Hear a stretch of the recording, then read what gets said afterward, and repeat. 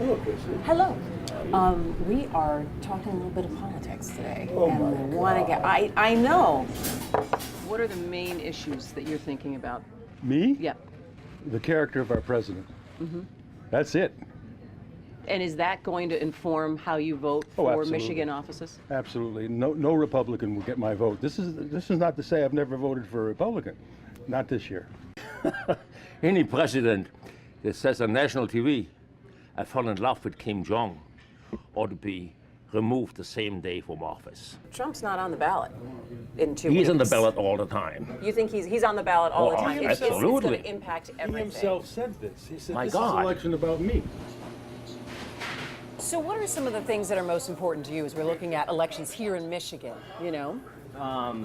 Fix the roads. That's number one. I mean, my drive to work has just been tedious with just sitting in traffic just because of the instructions, just the construction. So that is just number one on my priority. Hey, give me a question. So why do you think this is the most unbelievable political season that you've seen?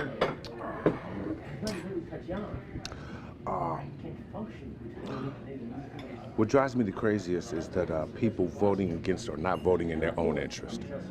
And we've been going with this supply side economic theory for the last 40 years, and it's not once proven itself to be true. What are some of the issues as someone who's young and in school? What are some of the things that you're thinking about this election season? Birth control. I would like to keep my birth control. I've been hearing a lot of things like off the social media I use about abortions and all types of things dealing with women's reproductive rights. So that's pretty important to me, being that I want to start a family one day, but not right now, you know. So I would like a choice with my body, so. Welcome to One Detroit. We're talking politics over a cup of coffee here at New York Red Hot's Coney Island in Madison Heights. And I'm sure you've had a couple of political debates over a cup of coffee or sitting around your dining room table or on social media. There's been a lot to talk about this year, from the top of the ticket all the way down. We're going to be talking about some of the races today, the possibility of the Democrats maybe flipping the state house in their favor this year. We're also going to be talking about some of the proposals on the ballot, redistricting and pot. We're also going to take a look at some of the polling numbers, how accurate they are, what's the science behind that. And of course, we're going to talk about that last gubernatorial debate, Gretchen Whitmer and Bill Schuette facing off this week. We're going to catch up with Nolan Finley and Stephen Henderson in just a moment. But first, go ahead and take a look at some of the highlights from that debate. And I put a real solution on the table. No more of this baloney. I am tired of politicians that just give you talking points instead of real solutions.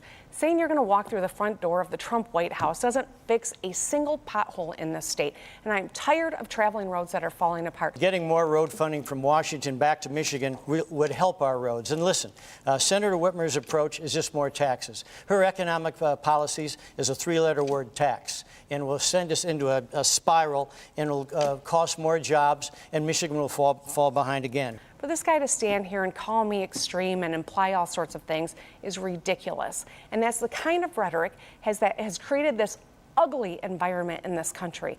I am running against that too. I'm running against bad roads and schools that are falling behind, but I'm running against this nasty rhetoric that is coming out of Bill Schuette and the Trump administration. And that is time. A half minute for you now, Attorney General. And she never answered the question. Senator Whitmer did not answer the question about sanctuary cities. I'm opposed. If she had her way, Michigan would be a sanctuary state. She wants to disband ICE. I think that's reckless and extreme. Her proposed running mate, Garland Gilchrist, wants to eliminate Department of Homeland Security. That's extreme. That's way out of the mainstream. All right, and joining me now, Nolan Finley from the Detroit News, Stephen Henderson from WDEG Radio, and that was quite a debate this week, gentlemen. I want to call it a debate, I guess. I don't know. Well, I guess it was, it was a minute of talking points back and forth at each other, and they swiped at each other a lot, Nolan.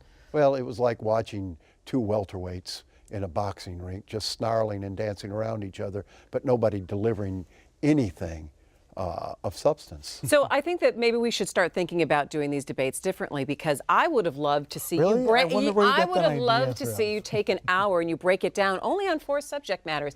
I understand that moderators want to get through as many topics as possible, but I think that really cuts down on the amount that you can go in depth on. 2 or 3 things. questions on each subject. I mean, there were a lot of good questions asked last night that really probably weren't on the idea or on the minds of Michigan voters for their governor. You know, there were a lot of federal questions asked, et cetera. If you focused it down, education, roads, health care, and pick one other, and you asked 3 and 4 questions within that group. But I don't think, you know, it was good questions. The moderators were great, but I thought the allowing these candidates to spend so much time, 60% of their time, talking about their opponents rather than their own ideas, their own positions, I think it doesn't serve voters very well. It's not fun to watch after the first few minutes, and it tells us nothing more than we could learn by watching their campaign It was almost ads. kind of like, yeah, you could hear their campaign ads and then parroting their campaign ads. One thing that I think I'd like to see going forward, Stephen, would be the moderators be able to press the candidates if they don't ask or answer a certain question. I noticed a number of times, I think on both sides, they didn't even answer the question that was asked them, but use the time, use the minute to get through their talking points. And specifically, I was thinking about Bill Schuette when he was asked about Prop 2, and he was also asked about the Elliott Larson Talk Civil about Rights stuff, Act. Right. Yeah. You know,